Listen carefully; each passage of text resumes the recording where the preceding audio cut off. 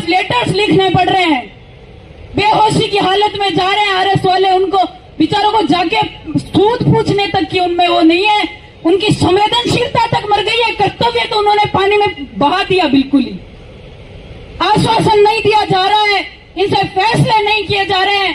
लेकिन हम भी इस राजस्थान के वीर सपूत हैं, हमारे माँ बाप ने जिस पसीने की कमाई से हमें सींचा है और हमें आज इस लायक बनाया है कि हम हमारी लड़ाई लड़ सके।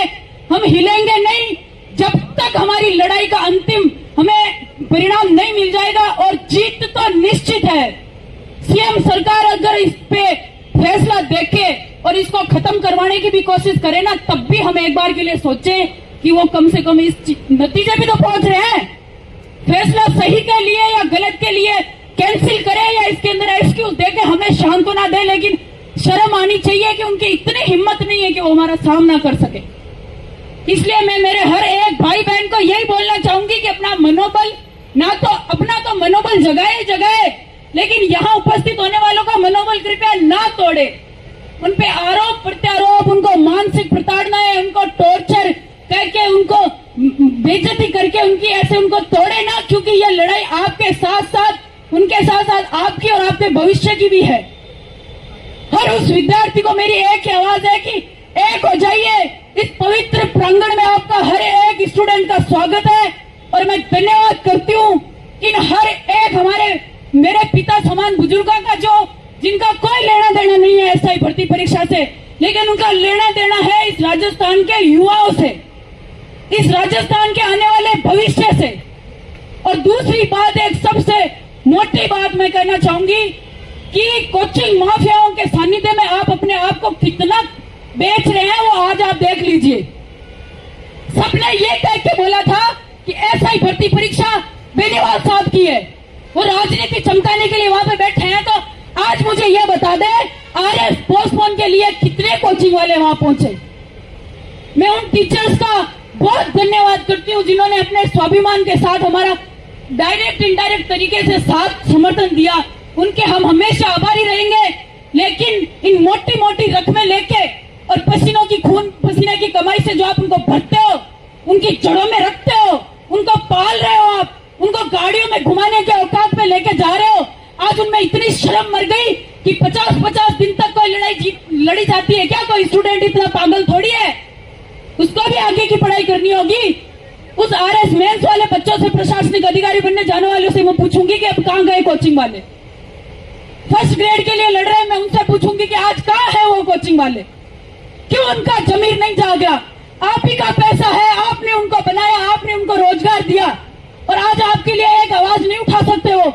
अरे वो कहते हैं कि हम राजनीति में अपना पक्ष नहीं रखते, विपक्ष नहीं रखते। अरे भाई, यहाँ पे आपके बच्चों की बात हो रही है, प्रमाणों के साथ हो रही है, तथ्यों के साथ हो रही है।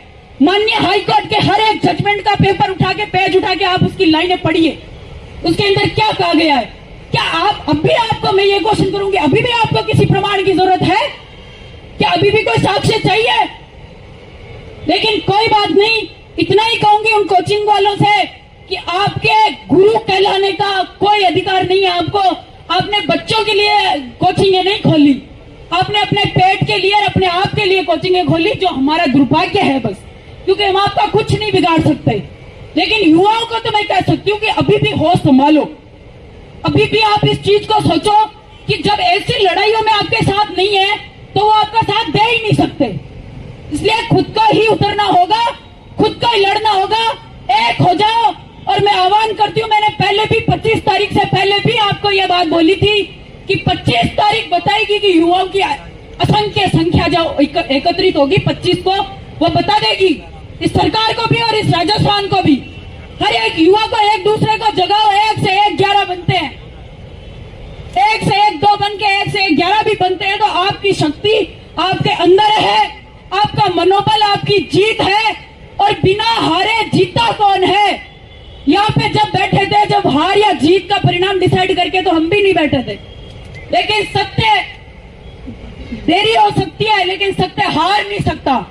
और एक इसके पीछे सबसे बड़ी लाइन यही है कि अगर ये सच्चाई की लड़ाई नहीं होती तो 4 दिन में खत्म हो जाती। महोदय, भाइयों, 4 दिन भी नहीं बैठ पाता यहाँ पे, सत्य कोई नहीं लड़ पाया है।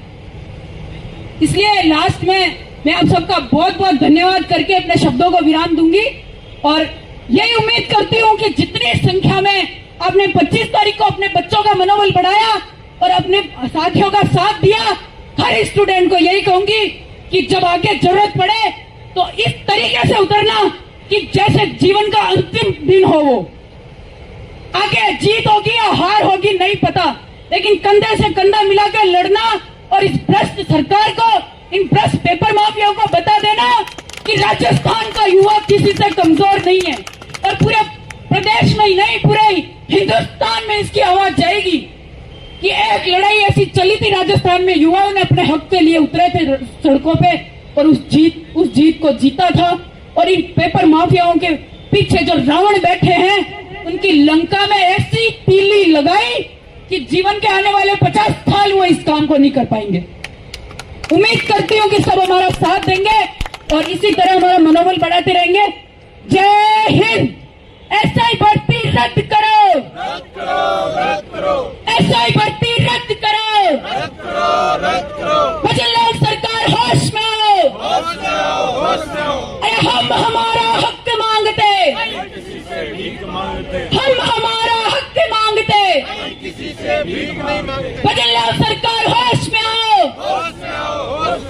होश में आकर काम करो, काम न करो तो डूब मरो। सरकार के साथ वो हर एक मंत्री भी डूब मरो जो हमारी आवाज नहीं सुन रहा। भारत माता की। हमारा लड़ाका कैसा हो, हमारा लड़ाका कैसा हो,